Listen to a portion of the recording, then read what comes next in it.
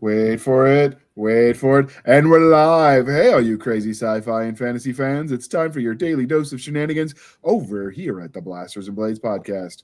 Just a couple of nerdy veterans geeking out over our science fiction passions and fantastical fantasies. A place where magic is king, the sky is the limit, and space is the place. We are the podcast that puts the fun in dysfunction. So without further ado, we're going to allow our guest, Mr. James J.E. Pittman, to introduce himself. Hi, everybody. James Pittman here. J.E. Pittman's what I write under. I write the Felix Chance series. It's darkly cozy urban fantasy. So lots of fun, weird things happen. And, it's just lighthearted, good fun with a little bit of depth to it. I like depth. Depth is good. So this is the part, dear listener, where I tell you how we first found them. So James and Nick and I actually met at an annual Yeti conclave where we met with a Sasquatch that inspired his books. She was too sassy for him. I think she fell in love with him, but we're really not supposed to talk about that. But there was lots of booze involved. That's where James introduced Nick to all kinds of weird concoctions. And he went from drinking like low-rent beer to being sophisticated and manly and drinking bourbon and whiskey. Yeah. Is that how you remember it, Nick, or do you remember it at all? Oh, I was kind of like a Bud Light dude, and then I don't know what happened. Next thing you know, I'm drinking scotches and bourbons and manly drinks. You drink with your pinky in the air now, and I don't know, it just went weird. Well, that's because this one's kind of broken. It kind of goes off at a little angle there. I thought you were just being. My left hand. I just thought you were being sophisticated. Thought it was my Emily Post negative. All right. Well, sorry, Emily Post. He has rejected and ejected you from the chat. All right. So are you ready for this? So you've been on before, so the religion question is going to be a little bit different. Are you ready? All right. All right. Stargate, Babylon 5, or Terra Nova? Ooh. As much as I enjoyed the Terra Nova, I got to go Stargate. I liked all of them, so I don't know how I would pick, but Terra Nova died too soon. What wasn't to like dinosaurs and sci-fi? But of course, it fell under the curse of the Fox Entertainment. So that's right, dinosaurs, sci-fi, and time travel. Yeah, and there was so many opportunities at the end of season 1 where they could have just gone cool places with it, and I was excited. And then it was like, we hate you, dear listener, dear viewer, at Fox Entertainment, and we want to make you miserable, so we're canceling your favorite show. And went something like that. Do you think like the devil has a meeting with the Fox Entertainment staff and it's like, we're going to get them to like it, then we're going to cancel it? No, I've encountered a few charming devils with Felix, and he ain't responsible for that shit. I mean, there's got to be some sort of nefarious entity involved, because what decent human being would do that to their fellow man? I'd blame the spiteful Fae, because they're real bitches. I don't know, Nick. You going to weigh in on this one? Use your theology. I don't know. I just want to know where the Fae touched you. Show me on the star where the Fae touched you. Made you feel this way. All right. Because we are polytheistic here over at the Blasters and Blades podcast, Conan the Barbarian, Lady Hawk, or Clash of the Titans? Conan. Okay. I liked all of these, so no wrong answers here. All right. What about you, Nick? You have not weighed in on either of these yet, so. All good answers. What do you want me to weigh in on? I mean, they are, but Conan, Lady Hawk, or Clash of the Titans? Oh, I'm a Lady Hawk guy. I mean, don't get me wrong. I love Conan. There was something about my dad took me to movies. I remember it was rainy. That was his thing, like because he was in construction. So on a rainy day, he was more than happy to pull me out of school early. Like, hey man, let's go catch a movie. So and we saw Lady Hawk, and I remember Rutger Hauer's helmet. I'd never seen like a knight's helmet like that before. And I was like, man, he doesn't have a whole lot of armor, nothing's going on here. This dude's just a badass. And then the Claymore came out, and I was like, this dude's a shit. And then I fell in love with Michelle Pfeiffer, and she became like the archetype of women that I'm attracted to for like the rest of my life. So as one does. There's Michelle Pfeiffer. And then she became Catwoman, and that just sealed the deal. I mean, come on. I don't know. For that one, I'm going to have to go to Clash of Titans because I love the classics, but I loved all three of them. So it's kind of like my most favorite out of my most favorites. I don't know. It's like they're all vying for top tier first place, because there's like first place and then really first place and then really, really first place kind of shows. Well, Clash of the Titans got a lot of replay on, syndicated TV. It did. So it could be like overexposure to it, and just like you just remember Clash of the Titans. Well, so I found Clash of the Titans because boobs. So I started with Xena Warrior Princess and Hello, which led me to Hercules, which led me to the classic shows like Clash of the Titans. And so for me, it started with boobs and it ended with Clash of the Titans, but that's the journey every man goes through. Xena was very instrumental into ushering in enjoyment of the Saturday afternoon syndicated shows. Saw Xena, then Hercules. And Hercules was the equivalent for the girls because you got to see his pecs. Yeah. I just really enjoyed like the whole mythology of that whole everything coming out of Australia and New Zealand at the time was great. Yeah. And whatever Bruce Campbell had a hand in was awesome. So the cool thing about, or not the cool thing, one of the things you find out after the fact is apparently the actor that was playing Hercules was like having mini heart attacks the entire time he was filming because he was pushing his body so hard to get that shape without steroids. So that was an interesting little tidbit he talked about later because they tried to mock him years ago for having a little bit of a gut and like they were trying to body shame him because body positivity doesn't apply to boys, and he was like, "Did." And he basically told him off, but he did it with a smile. And I'm too petty for that. I'd be using words before letters. Well, Nick would have to pull me off. It'd be ugly. But he was a gentleman. You were drooling too, man. That was weird. Look, all right. We don't judge. It doesn't count when you're but have some dignity, man. Quit drooling. Bring him back next time, please. Okay. I met Kevin Sorbo at a con a couple years ago. He was the epitome of a gentleman. Very well spoken, well thought out arguments, and good conversation. I also enjoyed him on Andromeda when they got rid of Hercules and moved him to Sci-Fi. That was a fun show. Oh, yeah, I loved the Andromeda. I wanted more of that series. That was a good show. Gone way too That's one of the ones that's on our list that fans sent in to do some Sci-Fi reviews of.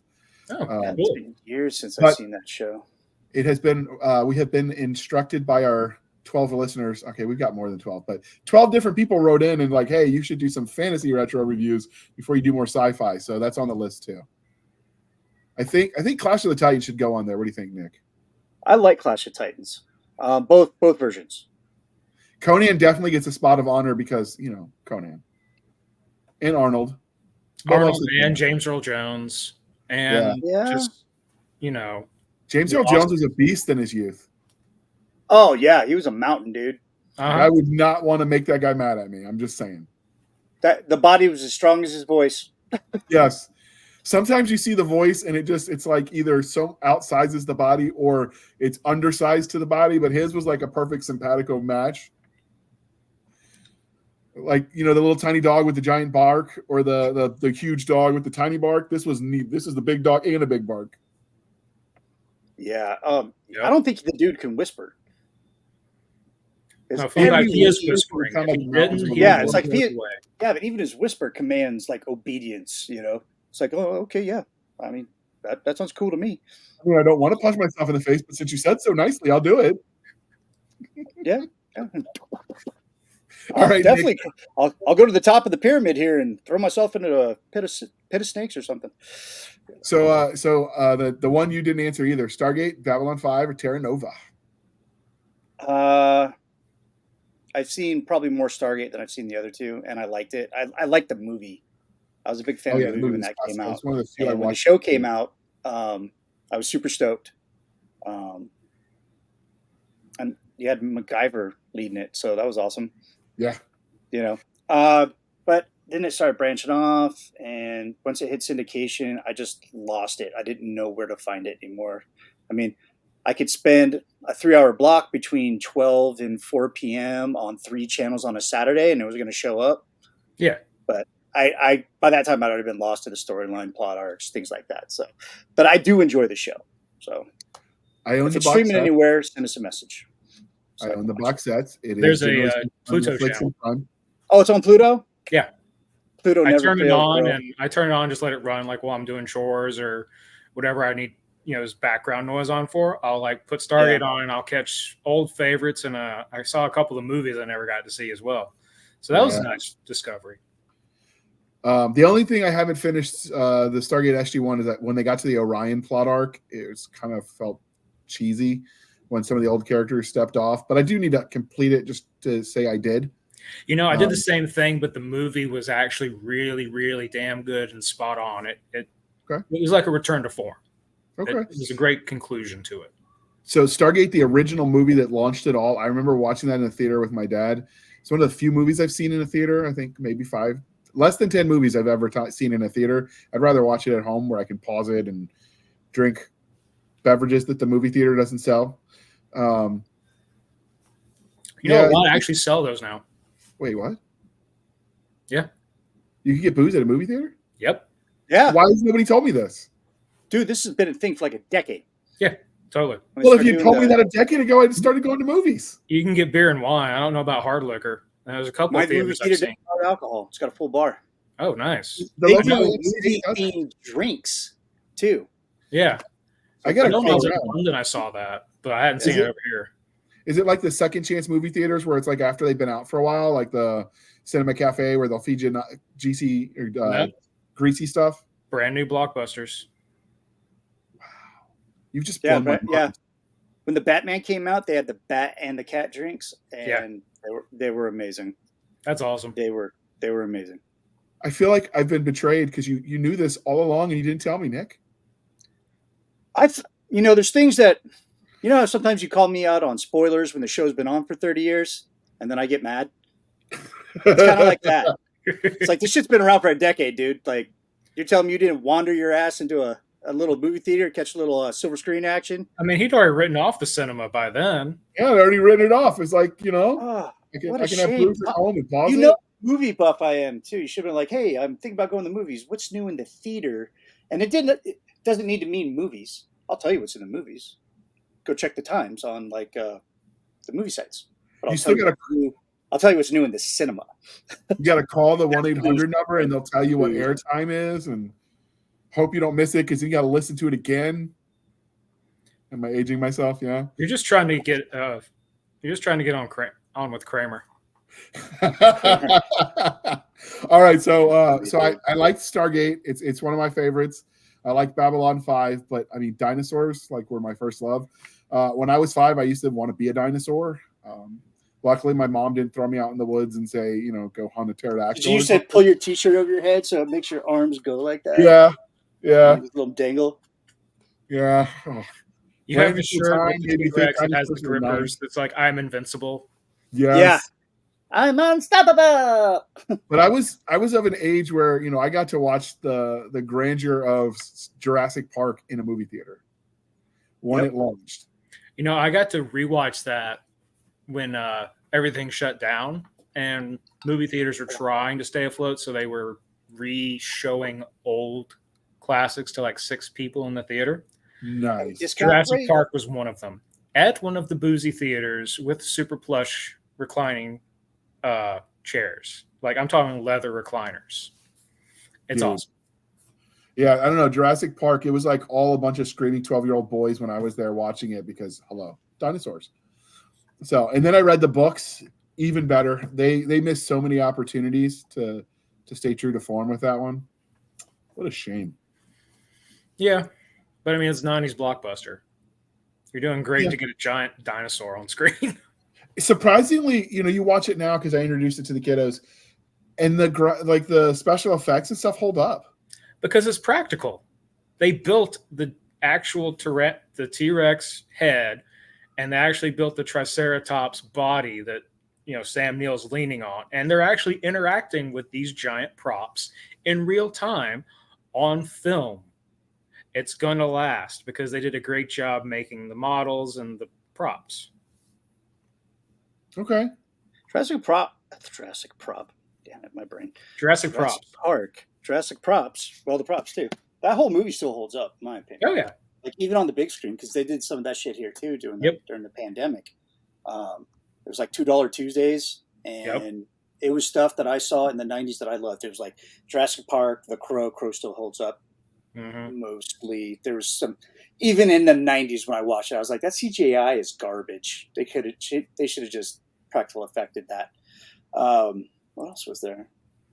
Oh, and then I got Indiana Jones a few times. Yeah, they did a lot of the classic sci-fi. Back to the Future. Back to the Future. Yeah, all those classic movies from like 80s and 90s. Yeah. Which was awesome. I'm just going to call that the age where time stood still, movie wise, because I just had a great. Just freeze these in time. Yeah, it's like they're like, hey, the top 25 blockbusters of all time and fan favorites. Let's just play those because it's only 2 weeks to flatten the curve. 2 years later. So we are civilized now that we've left the infantry. We are no longer knuckle-dragging troglodytes. So, sir, you've answered the coffee or tea question, but what do you pair with it? Your coffee or your tea? Doesn't drink coffee or tea. He can pretend that he pairs something sophisticated with his Cokes. Yeah, booze. You're not wrong there, but I've been munching this evening on some, let's see, what are these called? The Tate's Crispy. I got a cinnamon brown sugar and some ginger snaps. They actually pair well with booze because they got that bready taste to them and a little bit of spice. Do you like dip them in your booze like a civilized individual? The ginger snaps, because they're so rock hard and crispy, I need to soften them just a little bit. Just a little. That's fair. You could just let them soak up a little bit of the wafer, and then as the booze infuses the ginger, then when you bite into it, it's like a Gushers as a kid, but better. An adult gusher. Ooh, Yeah, that's something different. Sorry, we're gonna come up with a new word. We'll edit that out. No, that's not it either. Not Adult. Adult wafer with flavor enhancer. Yeah, we'll go with that, and we'll totally edit that out to make it sound better-ish. I don't know. All right, sir. So everything sounds dirty nowadays. I can't even come up with a clean joke. I was trying too, and I was like, "Adult squirt." Nope, nope, we're not going there. That's worse than Gusher. All right, so we brought you. Yeah, we're gonna save us from ourselves by talking about his books. So we brought you on to talk about the Felix Chance because you've hinted at it on your other episodes where you came on and got nerdy with us about all things monsters and paranormal and horror. So what is the origin story of the Felix Chance books?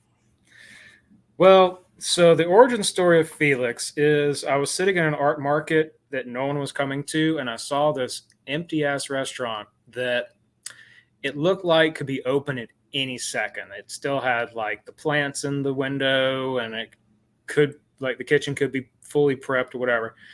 So I was like, let me write a story about that, where this guy just stumbles into a ghost kitchen and, starts running a con. Then I decided I needed to connect this to a different story I had about stumbling onto this hotel where everybody disappeared as the night went on. I'm like, well, that's obviously a Fae trap. So we're going to get him out of that and move him on to the next encounter with some kind of weird, crazy thing. I really wanted to do a series about the everyday unordinary, kind of like the strange thing you just like, what's that? And, that was odd. Well, the reason it was odd is because something on the spooky side of the street was involved. Whether it was a bumper in the night or one of the Fae or, it's Halloween and you're sitting next to this really giant, hairy ape that is downing barrels of beer. Well, he's wearing a tie. He's got a Donkey Kong costume on, but it's actually Sassy. So you're going on a Bigfoot bar crawl with Sasquatch himself. You've been reading my thoughts. That's literally a dream I had about a month ago. I had the most amazing time. What a gentleman. I mean, Sassy's awesome. He even spots you. Whenever you're down in whiskey, he does rocks glasses for him versus shots glasses for you. Very few people can keep up with Sasquatch. He goes and steals beer from college kids all the time. I passed out. He was a gentleman. He put me in an Uber. He even paid. He is a gentleman like that. Very, very concerned and doting. He takes care of people. Yeah, but you stole his wife, so that could get ugly. I'm just warning you to watch. I stole his wife? No. At the conclave, James stole the wife. He's Well, getting yeah. flirty with him, so I'm just saying it could get ugly. He might hunt you down. Sassy and I are on good terms. Are you made up? Okay, that's good. Yeah. That's smart. You really. buy him enough booze, he's going to forgive anything. That's true. Or you go hijack it in the second book with him. So, have you always been interested in like the paranormal and the fae and all that kind of stuff? Because your mind, when you saw that closed restaurant, instantly goes, To spooky the weird. style, to the weird. Yes, of course. So I've how been did a that happen for fantasy you? fan forever, since I discovered it existed with Dresden Files. And even before that, I really enjoyed, folklore and urban legends and just any kind of attribution of inexplicable things to something other and imaginative. I always just kind of ran off in that direction. Okay. So when did you decide to take those, crazy fever dreams and decide to start writing them down? With Felix, I started writing it not this past summer, but summer before, and summer 22. But I've been writing since I was like 10 years old. I can attribute that to Mr. LeVar Burton and Reading Rainbow. Oh, take a look. It's in a book. Reading Rainbow. They did an episode on like the Library of Congress. Oh, okay. And I got stuff there. That's awesome. So, it's like, yeah, if you just do this and you send your book into the Library of Congress, they put it on the shelf and it's available and you get a copyright and everything. So I think I was like third grade.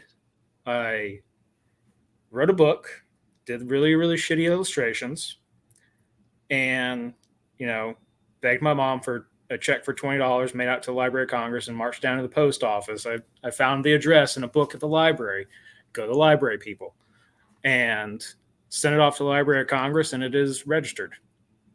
So, third grade, I got my first copyright. And that's a good feeling, isn't it? Right? When you get it from the Library of Congress, and I'm like, ooh, am I in trouble? Did you ever hear the library has no law enforcement stuff, but when I open it up, they're like, hey, you have a copyright. Here's the number. That character is yours for 75 years before it goes into the public. I'm like, well, I'll be dead. I don't give a shit. Yeah, I actually went up. I was in D.C. for a school trip or something. Went to the Library of Congress and looked up my record. It's like, oh, there's your name. Instant cool points amongst the class. Did you get extra credit for that? It was the Tech Student Association, so I got lots of nerd points. Nice. Yeah, you went critical mass on nerd points, bro. How do you top that at third grade, man? Did you just have to write a second book in the fourth grade? I've probably written any number of unpublished books that will never see the light of day. Can they actually publish them in 2019? They need to be in the light of day, at least a desk lamp. Yeah. So if someone goes to the Library of Congress, can they actually see your book? No, probably not. I think they threw that, homebrew crap away. But my name was on the list. I don't know if it's still there or not. I haven't checked lately to see if that one's on there. But it's one of those things that it just kind of, I started young. I loved reading, and so I wanted to start telling stories. I remember had a little yellow legal pad, and I was sitting on the top of my slide with a pencil and writing Sherlock Holmes stories because I couldn't spell Holmes. And I was like, oh no, it's Sherlock Holmes, like the house. I was writing little mysteries, and I was like third. That was probably my fourth grade bit. And then I would write these superhero stories, self-inserts with me and my friends, and whatever. They just kept growing as I grew. So fun fact: I worked at the National Park Service as an intern for grad school. They're not actually allowed to get rid of stuff. They actually keep it in archives. I mean, it might not be you might not be able to go check it out, but it's somewhere in an archive somewhere. Because we would have to go do like if people left stuff at the Vietnam Veterans Memorial. They collect that every day, and it gets cataloged and stored. Huh. All this the is stuff probably sitting in some vault with the Lost Ark somewhere. These 10 sheets of paper. Sub-level A, sub-level B, where it's probably right next to my comic book. They're probably out having beers right now. Probably sub-level D. It's Warehouse 13. But yeah, they're supposed to keep it in an archive on the premises for up to 75 years before it goes into public domain. That's for fictional stuff, but I don't know. Yeah, it's probably. I know the only thing they don't keep are the biological. So if you leave like, I don't know, food or flowers or something, that's going to get thrown away. I almost said something though. You got it's not safe for work. Damn it. Yeah, we won't go there. But yeah, so that's kind of cool that you did that. So yeah, I got the bug early. What made you decide to take the writing that you clearly? I mean, you've been writing for a while, but what made you decide to go professional with it? I wrote something that people actually seemed to want to read. So, and what was that? It was my very first book, which is called 98 Rabbits, an assemblage of words. Okay. It's a nonsensical farce about the writer's journey. I like it. It is the strangest book you will ever see. My English lit friend compared it to Ulysses because it's stream of consciousness and it's just kind of batshit. It starts off the guy doesn't want to be there, so he's like, make it up. Just pretend. Just keep flipping the pages. And by the end, he's like, oh, cool. I'm enjoying this. I'm going to tell you a real cool story. And I ended with a little short about a comet diver in some new solar system in like an old-timey diving bell going down on this comet and finding some ancient ruins. Oh, man, that's pretty neat. Yeah, it's a fun little thing. I'm very happy I did get it published. I went, just the Amazon route. I designed the cover, self-published, got it edited, and my mom got to read it right before she passed away. So she got to see me in print. That's a cool feeling. I'm glad she got a chance to see that. Was that something that was planned out, how the story was going to work out, or were you like free-flowing like jazz? Free-flowing. Oh, that's amazing. Yeah, totally. That's hard to do. I thought of the last line of the book. Title included 100 pages, 98, one for each rabbit, and one for the gnome. And so I made it exactly 100 pages. Nice. Was that that's pretty cool. Was it difficult to get the page count just at exactly 100? Yeah, I actually had to pull editing shenanigans because it has a 3-page prologue. Okay. So I was like, okay, we're going to move that up. And then it's going to have a little prologue of me kind of explaining what the heck was going on in the book for 3 pages. So it ends on page 100. And my editor had fun formatting and fixing that for me. Did a little backwards planning on it. Yeah. That's cool to do. So now you're on Felix Chance. You've got 2 books out. So what can you give us? Well, you know what? Actually, let us do the commercial for this, and then we're going to dive in. And you could tell us about Felix Chance more directly, the series that it became. All right. Roll that sizzle reel, bro. Sizzle reel. They came in peace, or so the aliens said. Here are 18 examples of their lies. Venture into the unknown with us. Who is out there? What will they want from us? Join us in the adventure of First Contact. Each story explores a different facet of aliens meeting humanity. Buy Contact This, a First Contact anthology, and read some of the industry's best storytellers today. I mean, I don't know if we're the industry's best, but I'm calling it for myself, so why the heck not? So, work for you, Nick? Yeah, I like that book. I like the cover. I like that alien. Do you have a name for that alien? Because he's cool. We call him Felix. I don't know. Well, that's an interesting segue to what we're about to talk about, Felix Chance, Volume 1 and 2. You'd almost think we were professionals in playing that, but no, that was just off the cuff. We don't play nothing no more. Well, as luck would have it, Felix is a great name for whatever he is and aliens or whatever. Or your favorite cat with a carpet bag. Yeah. Yeah. Huge fan. So, It's a good name. how did you stumble upon the worlds of Felix? Well, first off, the world of Felix Chance. Does it have a name? This world that you built? I mean, it's basically the real world just with a twist, and the weird stuff does take place in the twist. So that's kind of what I've been calling it.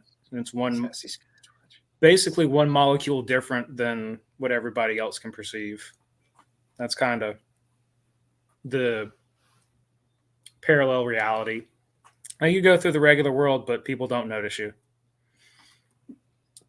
So, how do you get to the point where Felix can notice things?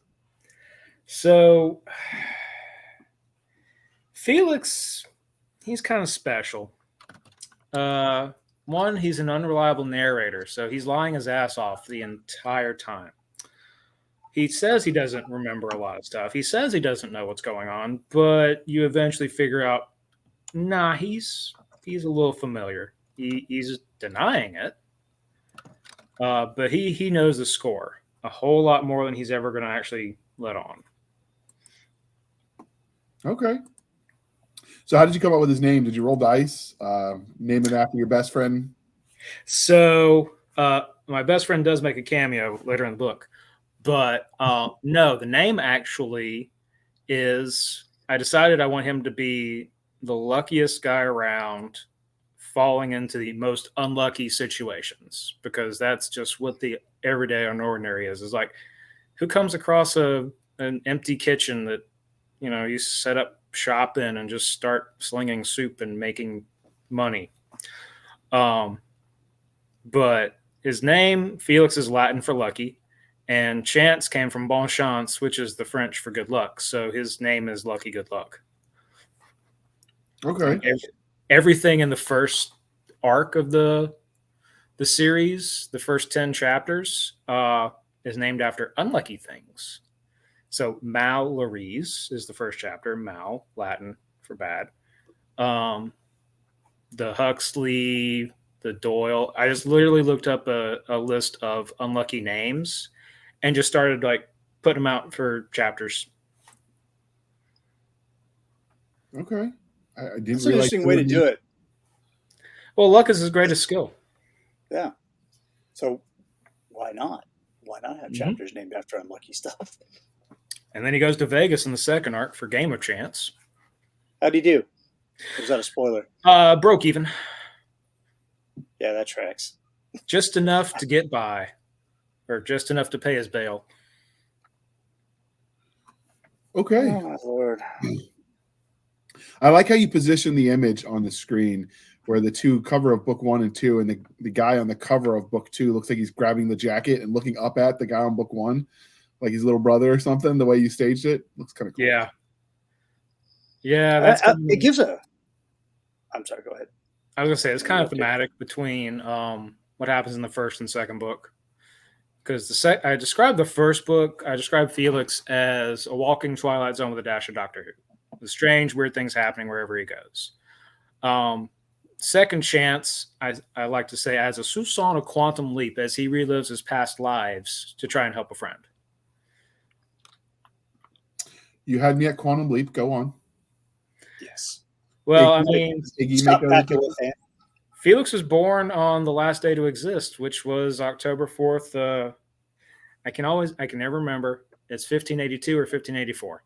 One of those, whenever they switched from the Julian to the Gregorian calendar, to remove those 10 days to put it on sync with the actual, solar and lunar years. Well, in my world, those days were stolen, and the Pope just made the new calendar to cover it up. Damn. I believe it. They weren't at the conclave because they weren't invited.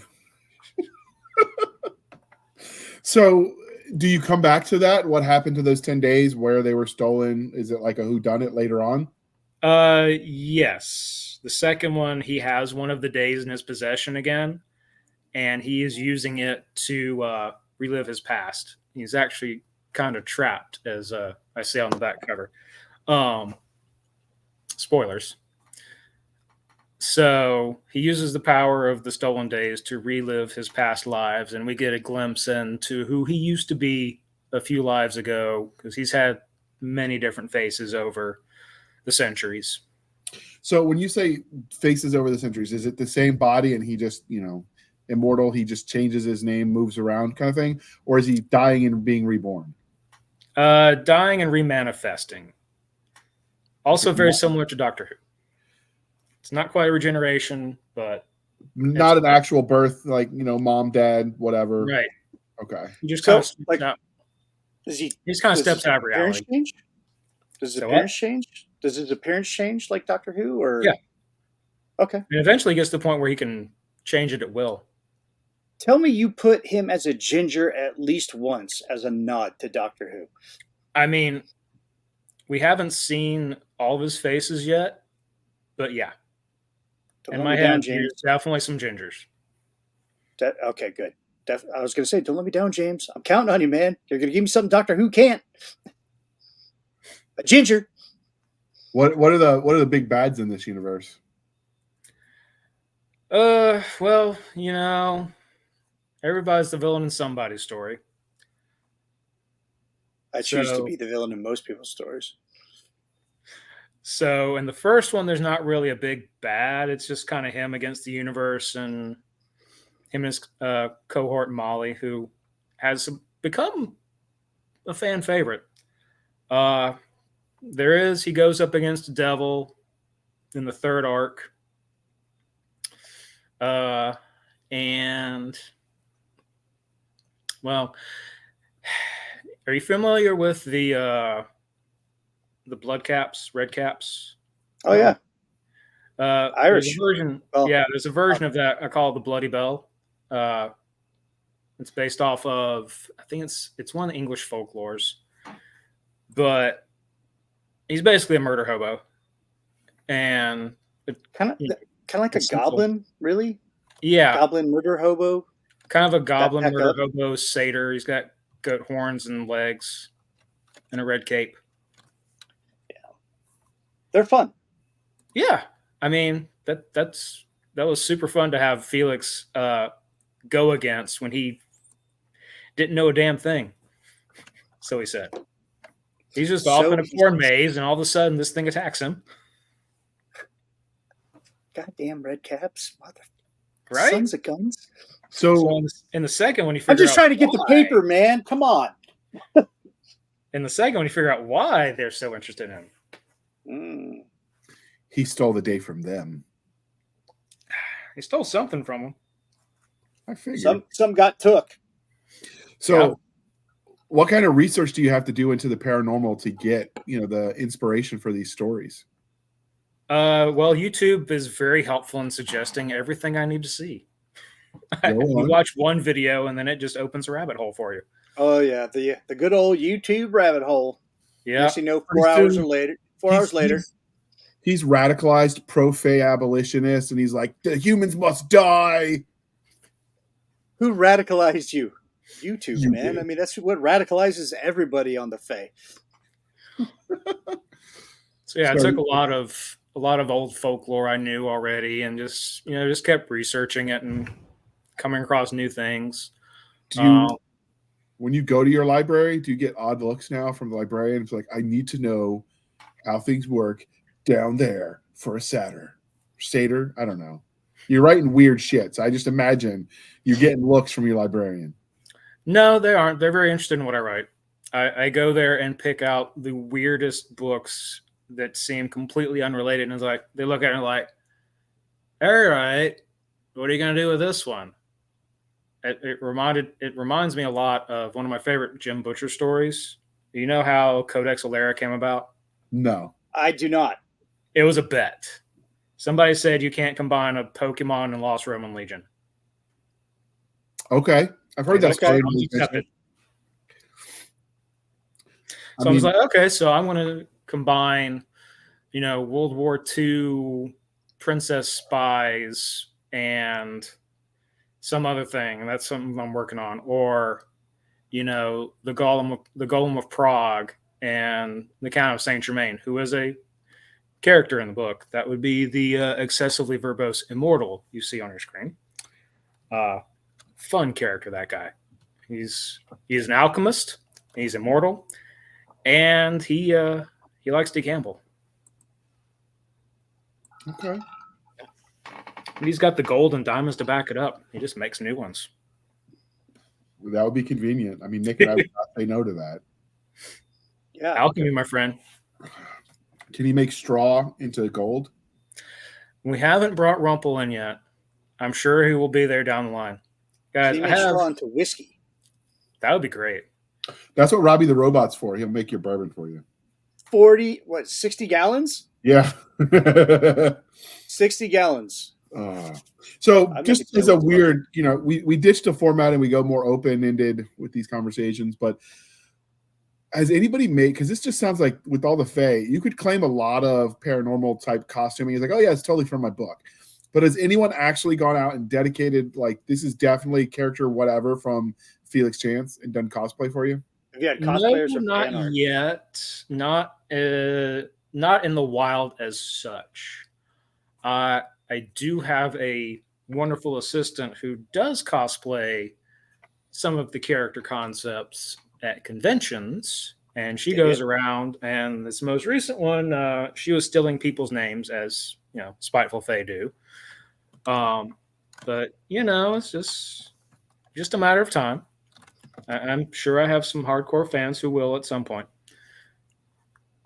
Okay. All right. Anybody ever asked for your autograph out in the wild? Since we're bringing up old questions. So, out in the wild, no, not quite. I don't count conventions because I'm literally there to sign books. But I have had one person who I met at I was doing a little pop-up event at a brewery, and I sold her the book. She was very intrigued by it. When I released the second one, I just put a little thing up on my Facebook. I was like, all right, if anybody wants the second one, shoot me a DM. I will, send you a copy, because, I get more money selling mine straight than I do through the others. And within 5 minutes, this person was like, ding, mine, please. Mine. And then she sent me a message later, said she was glad she read the second one in her car, because there was one particular scene I'm not going to spoil that had her laughing for 5 minutes. That was a very good feeling. Is this out in audiobook as well? Not yet. I'm working on that. Because that could be dangerous if you're laughing for 5 minutes and trying to drive. Yeah. This could be a road hazard. It should come with a warning. Unless you have one of those crazy Teslas that drive themselves. Could you imagine people, like, the cop pulls them over, like, I couldn't help it. I'm not drunk. I'm just laughing. And then they, like, replay the scene, and you get the cop laughing. It could be like rom-com sitcom shit right there. Oh, I want to write a book where James Pittman is the main character, akin to Wes Craven's New Nightmare. Nice. He's going in there and he's like, I need that book. It'll save lives, because he's opened a portal to his own universe, and they're coming out, and he's like, I need it now. I don't find you interesting anymore. Why are you yelling at me? Because I need the info, And so we just watch the downward spiral of James Pittman's, into madness. I think if this goes up into something like Being John Malkovich, I'm down for it. Oh, yeah, you'd write the hell out of that. What is the most obscure Fae or creature that you've used or want to use? Probably that furry garbage disposal you see on your screen. It is based off of a pipe fox, a Furby, long boy machination. You've seen those custom creations, and the Japanese rokuichi. So I kind of spun that into a little pet for my secondary main character. Very cute little furry garbage disposal. The rokuichi are like subway cleaners. They go through and eat all the garbage in subway tunnels or mine shafts or whatever. They're like giant underground dragons. And the little baby Rokuichi, his name is Tony, goes around eating coolers and toilets and various little things. And my secondary main character, Molly, who can talk to animals, she's like, "Oh, who's a pretty little baby?" And people laugh their ass off at it. And I'm like, cool, we're going to run with that. Oh, that's a plush toy. We're coming up on Christmas, James. Yes. Plush toy. Get that going. Here, honey, who's 8 years old. I got you a character that I can't pronounce. Who did this awesome... Hold on. Let me do solo screen. Yeah, put me solo. Yeah. Main screen, buddy. All right. Got this. And that's the 3D printed dragon. that name. The Rokuichi is white. Rokuichi. So, yeah, it's Japanese for 61. It's like one of the mythical trains. And I'm like, all right, we need to talk about doing merchandise with little fuzzy 3D printed.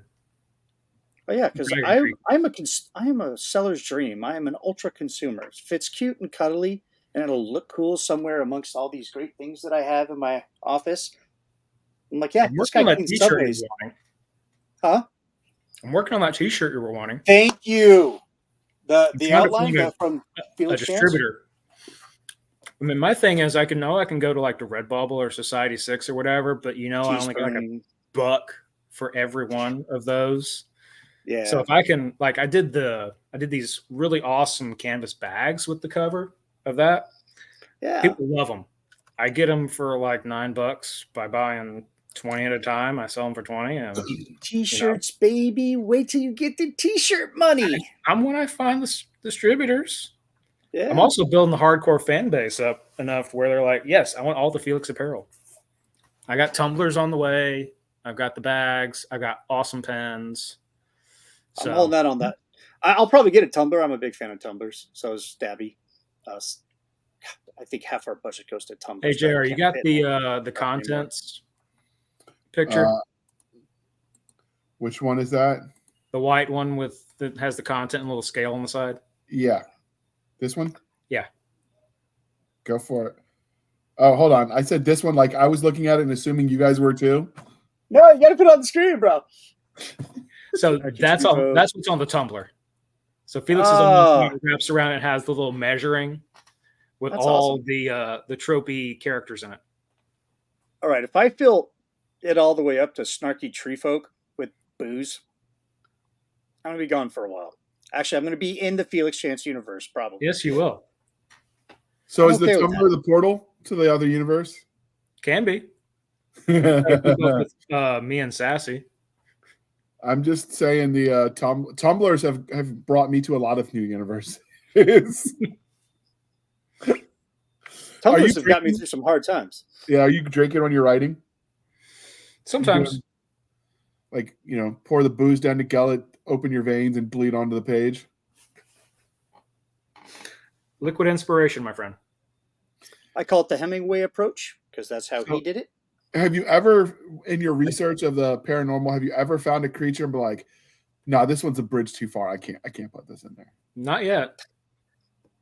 It may not be right for Felix, but I'll use it in something. You probably already mentioned this, and since I have the memory of like 8 megabyte hard drive, it has a lot of noir feel to it. Yes. Okay. Definitely does. Like detective story, things going on like that. So I should be reading this. I call it a darkly cozy urban fantasy. So there's not necessarily a cozy mystery murder thing going on, but like Doctor Who, there's dark undercurrents and things just kind of look bleak at times, but that lady's wearing a fedora and a half trench coat. That is noir if I've ever seen it. I refuse to hear any argument different. And the brick stuff. What's with that? The what? Okay, so if you notice in these two covers, there's broken brick, like a broken brick wall. That ties into the story, I'm assuming. And in not so many words, yes. That is basically kind of how it's symbolic of him remanifesting into reality. Okay, so it's like a gateway? Kind of. Okay. Yeah. No, that's really cool, and it's subtle because it took. I've never noticed that before, and I've seen this image a dozen times over the panels that we've done together. And this is the first time I noticed. I'm like, wait, there's some brick in there. What's going on? Yeah, he's Well, breaking through the I'm gonna ask walls. James about this. Oh, that's great. That's kind of also why, like, you see how he's like ripping his chest open. Yeah, like Uh, almost like pulling like a jacket Superman. away, a covering. Yeah, like a Superman. Yeah, exactly. And then Like is the that world him? inside. Right. Man, that's really interesting stuff. And I like. Was that your idea for the cover art? Yeah, I totally did all the Okay. covers. You did the covers? Yeah. Oh man, that's really good work. And if you guys want, we can debut the third volume's cover. I just finished it. It's going to be brand new. Sure.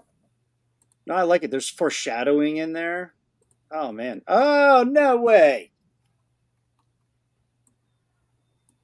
JR, I'm trying to get my money's worth here, man. I'm the art guy. I'm just letting him see all the details, man. This is glorious. Oh my god. That is a gorgeous cover. Thank you. Now, what made it kind of seems like a little change from what you had in the previous two covers. Was that intentional, or did this just look better than the others? So, as the title kind of indicates, this one's called Off Chance. Everybody's out to get him. So, you know, things are changing, and we might have some interesting developments in this third book. That's all I'm going to kind of give away. Okay. Take from the image what y'all will. Okay. I'm not going to try and read into it. I want to get in on this. I want to read it, and then I'm going to try and guess the third. And I'll probably lose. I probably won't get it right, but I'll try. The great thing with this series, it's going to last as long as I can think of puns involving chance. How many did you come up with? I've got a dozen already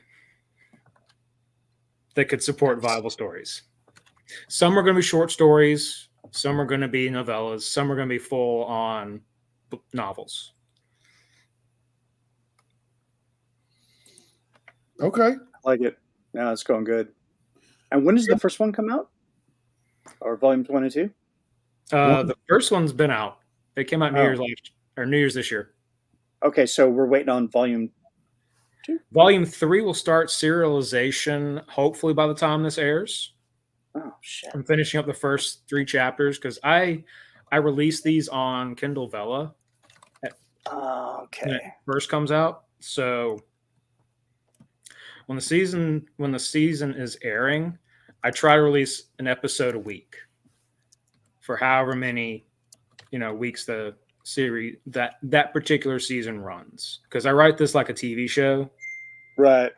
So I got like this one is planned out to be 12 full on story chapters, full on episodes. So I got plans for the madness. I don't plot per se. I write it as I go, but I do have a general direction of where I'm going.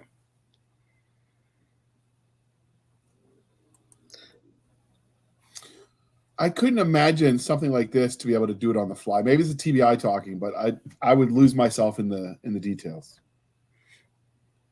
Oh, I write best off the cuff. No, I mean just keeping track of it. Do you ever go back after you write a book and outline it after the fact so you have references? I do have series Bibles, and I do literally keep copies of each one next to wherever I write, so I can just flip through and be like, what did I say? What made it in the official version? Okay.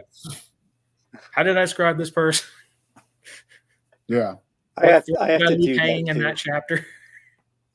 I'm drawing a comic book right now, a character I haven't drawn in 5 years. I had to bring up, I'm like, what the hell does this cat look like? Right. Like, well, that's the great thing. Fun. I never describe what Felix looks like because he has so many different faces. So you never know which one's actually going to be there. And I also love that he's an unreliable narrator for all of the continuity hawks who are like, well, you described it this way and this one and this way and this one. And I'm like, well, he was lying. He's telling you the story and he was lying to you. That's a reliable narrator. I dig that. and you never know which parts he's lying about. Is that clear to the readers when they start? It's like one truth and three lies, or whatever that game is. Two truths and a lie. Not as much. I kind of make it apparent by like the last chapter of the first arc, and then I very explicitly go into it in the next couple. And the start of the second book, he has this great moment with Molly. He says, "Yeah, I've lied to you lots of times, but I've never deceived you." So he plays with that.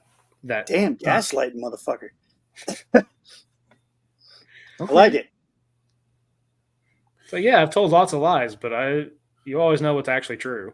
What kind of, like, you do the naming convention for the chapters and whatnot off the puns and whatnot. Do you do like the Jim Butcher-esque, since you're giving me those vibes, like the Walmart burned down, but it wasn't my fault this time, or something along those lines? This time. One of the most notable things I do in place of, I hate the word said, and I hate the river of saids. So if I'm really going to be tongue in cheek about something, Felix is written in first person, so I'll have him say a line and then say, "I lied," instead of "I said." And I said, Felix said, yeah, that I said thing. It gets annoying after a while. It's like, we know who's saying it. Just, No, you've been talking about this guy for a paragraph. So like, the reason you do that is twofold. This isn't One, whiskey. I lied. the reason you do it is Apple twofold. juice. One, when you're reading, it kind of blurs together, and you go eye blind to it almost, like you don't see it. Your mind just sort of subconsciously reads it. So there's that. The other part of that is not everyone can write where everyone is so vastly different sounding that it's entirely clear through context who's speaking, especially when you've got, a host of secondary characters. So it is convenient. There are ways to get around that. You can break it up with action, all kinds of creative writing. Yeah, and that's kind of what I tend to do is I break it up with the actions. Like I'll have them say a line and then do something, discrete sentences. And my editor's been getting on to me for this, but I'm like, no, this is my style. I have defined guidelines. I will, if it's a colorful verb of something they're doing in place of said, I will use that. Like if it describes the motion of something as it's taking place, I economize on that because I'm the type of reader, and I know I'm in the vast minority. I don't go blind to like the river of sets. I see every single instance of it, and it pops in my narrative internal monologue. So when I'm writing, I write something that's palatable to me and entertaining to me and the way I engage with the material. Okay. Yeah. Well, you found a creative way around it, and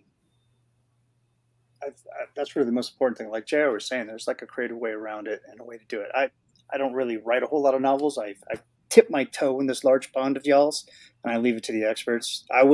I do use a lot of I said, they said, he said, she said. But I mean, like if you follow just the a baby. old nerd school, that's great. There's nothing wrong with it. It's just not my style. Right. Nothing wrong with that, and it seems to work. It does. I just have fun. My part of the joy for writing for me is my use and some would say abuse of language. I'm very language oriented because I don't know if y'all know what aphantasia is. You know how people say they can see a movie playing out in their head? Yeah. I don't. I just see the language. I see the words on the page. I hear the narrator track going on. So I write to that kind of, limitation almost. But to me, it creates something interesting. Okay. So you don't have an outline. You write, you wing it as you go. Yep. Do you have like an end game in mind for Felix Chance? I do have the last title and I'd have what is going to be revealed, and whenever I decide to end it, don't know when that's going to be. Hopefully I never. literally just thought of a new title the other day called Fighting Chance. I'm thinking that's going to be not this next book, but the book after that. So, Oh, that's a good title. I'm over here like, no, that makes sense. I named I called the Christmas special, which I've since removed the title because it rolled into Second Chance. But when I did the Christmas special, it's called Fat Chance. I dig it. Because I'm getting fat on Christmas, I'll tell you that. Actually, I started on Thanksgiving. Well, there was a mall Santa involved, so. Oh. Was it a friendly mall Santa or it's like evil mall Santa? I hope it's evil. He got into a bar fight with some. That's not usually. I mean, that's me in a Santa costume. Yeah. Most years. Yeah, you're not far off. He got into a fight with some Fjosnisser, which are basically Norwegian gnomes that go fight evil spirits in the night. Okay. Yes, I pull random ass things from wherever I find them, memes included. If you see a random meme going into some kind of random folklore, I probably have saved it for future reference.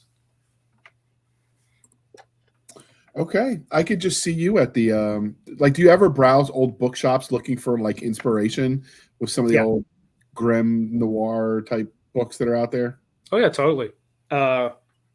So I have this method. I have to kind of like, I think of it as seeding or priming the pump. So I will go look at, like when I started writing Felix, I was reading Douglas Adams' Long Dark Tea Time of the Soul. I will also read, I've also started writing after reading Neil Gaiman, Harlan Ellison, just something to kind of get the right language flavors in my head before I put my own stuff on the page. Okay. So was there anything that we haven't talked about that, because we could ramble all night about all the interesting Fae. In fact, we might have to use this episode for inspiration for more panels on the topics because there's so much room to go. I mean, you could cover like each one of these breakouts in an episode by themselves because they appear in so many things. Yeah. So was there anything we didn't ask that you want to tell us before we wrap this up? I don't know. I'm surprised you didn't talk about the Drunken Moose. Like, I don't judge. I'm in a recovery program. All right. It's one of those things. We can't go there. Like everybody's on drinking or hanging out with mooses. I mean, Elder's great. Elder, the forest spirit, he's a moose. He can go toe to toe with Sassy. It's fun. Look, I tried to try it. I didn't like it. We just don't talk about it anymore. Let me get the moose doll so I can ask you where he touched you. Oh, there's so many. Oh, man, he told me about Sassy Sasquatch. That's all I can think about. Is like, I want to hang out with that dude. Maybe. Oh, Bookstore Cat seems like he'd be a thrill too. In quotes. So what age range is this for? Like, what would your target audience be? Is it too mature for kids? What kind of? I get this question a lot at conventions, and it depends on the kid. I wrote it for 18 plus, only because of language. There is atmospheric cursing essentially. So it's not like strong language, but it's kind of like him going, oh shit. Or, F-bombs here, F-bombs that, y'all were in the military, you know how it goes. Yeah. It's a second language to me. I mean, it's the atmospheric. Like, I did not realize how much I'd actually put in there until somebody asked. I was like, okay, Control F, F this, F that, F D, F, F, F. Okay. So 18 plus. Cool. But if language isn't an issue, late teens would probably enjoy it. But yeah, I will just stand by 18 plus unless, you know your kids. Okay. So language other than that, though, you would say is probably what? If you take the language out? PG-13. Okay, that's fair. Any situations are innuendo and or closed door or fade to black. So, like I said, nothing you haven't seen in a PG-13 movie these days. Fair. So, what are you writing right now? Off Chance, I'm writing that right now. I'm also working on a novel follow-up to a short story I have in Hidden Villains Arise. And I'm also working on finishing up Pandora Squad, which is my military action sci-fi. So I'm kind of juggling several things right now.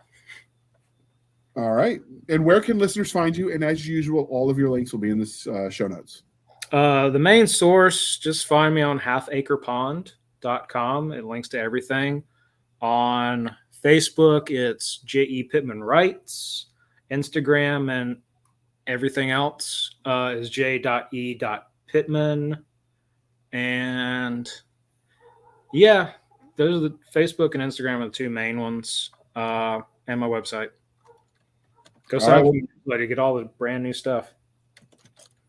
So this is the part of the introduction of the interview, dear listener, while I remind you to please be kind and speak your mind on the reviewing platforms. Your reviews help the right readers find the right books. So you do sell directly on your website. Do you have a place for testimonials there as well?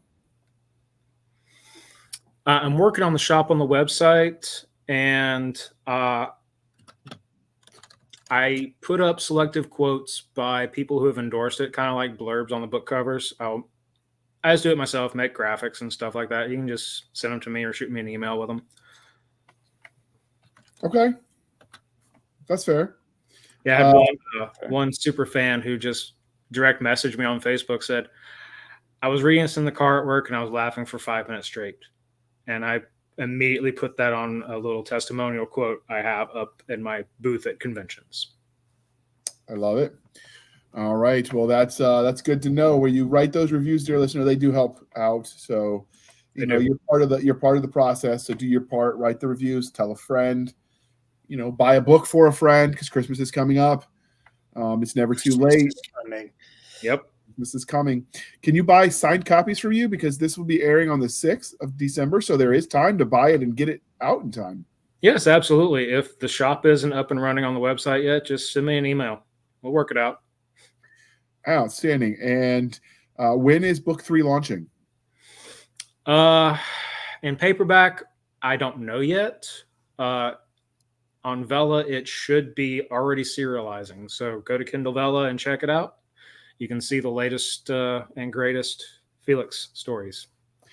Outstanding. All right. You can find us, dear listener, on our Linktree, linktr.ee, Linktree/Blasters and Blades podcast, where we link to all the things, the BitChute, the Rumbles, the Twitter, the Facebook group, the Facebook page, our business email for serious inquiries only of anyone who might want to come on the show or has questions or suggestions for the show. We link to Madam Stabby Stab's Instagram, Twitter, and email address if you want to send hate mail or just follow the shenanigans. And she says shenanigan-y stuff that we probably...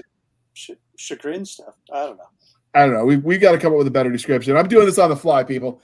And this is my third cup of coffee this hour. Oh, no. I was, writing some words. And I'm like, it'd be really convenient if I didn't have to walk to the other end of the house to get my coffee. I have a mini fridge for the whiskey and the Coke to go with it. I bet I could put the coffee creamer in it, and then I could put the coffee pot on top of the fridge. On top of the fridge, yeah. Right. And I'm like, you're a genius. I felt like the real man of genius, like that old Bud commercial. Real man of genius. Before they went weird. And they had your mini fridge with your coffee maker. Exactly. But now I'm like, holy shit, I'm drinking so much coffee. And you're just like shaking and you're trying not to rock the desk. Neighbors probably wonder what the hell's going on because, the whole house, the wall, it's a thing. But I'm getting the word. You can't argue with success. Mm-mm. Speaking of coffee, we'll link to in the show notes, Coffee Bear and Coffee, our exclusive link. Use the code podcast grunts and you can get some of their delicious coffee at 10% off. You're supporting American company. Still time to order for Christmas.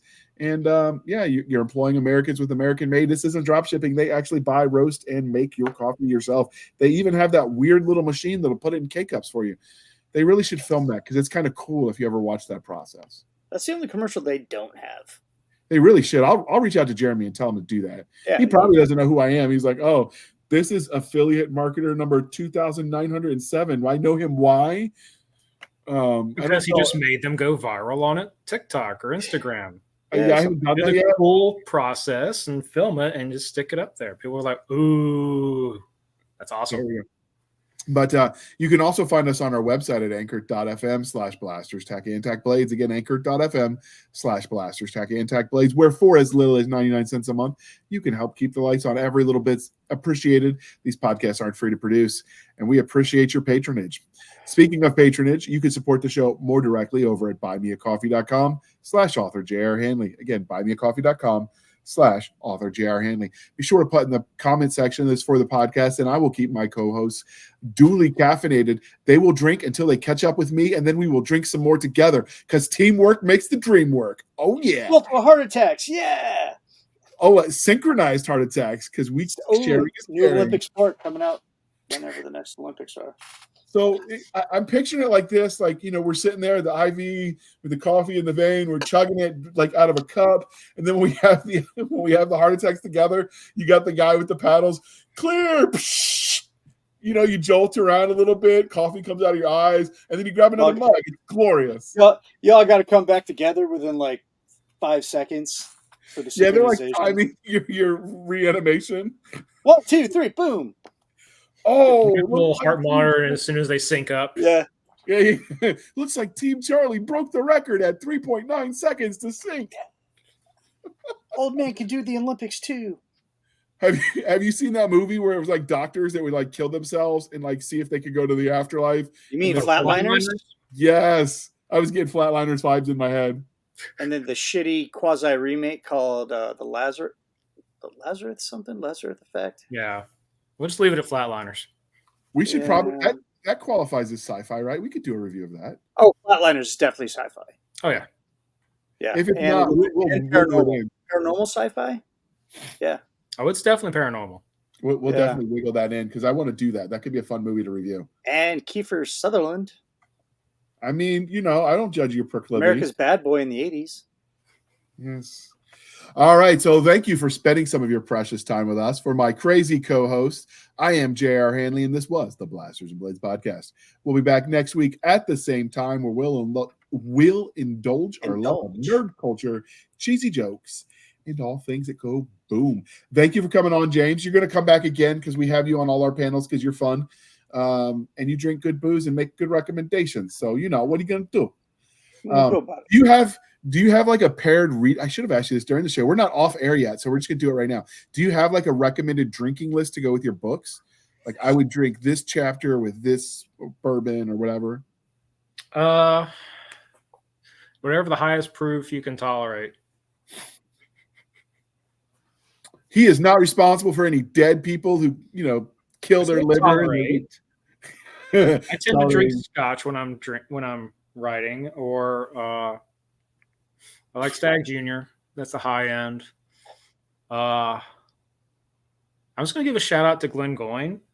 It's a wonderful scotch that doesn't get enough recognition. It tastes very much like toffee. Ooh, go on. And it's a nice little 10-year. Let's see. I got about. You can see it. It's very orange. It jumps out at you. Oh, my Lord. You know what your office needs? I just noticed this with the light behind you. You need one of those lights from the Christmas Story which says Fragile on it. It's French, and you get the leg. Yeah, I think it's Italian. No, I think that's just Fragile, honey. Fragile, it's Italian. Fragile. It must be from Italy. Yeah. All right. Thank you for coming special on. Award. Thank you for coming on, James. We're going to have you back for sure. This is a lot of fun. All right. And we're out. Wait for it.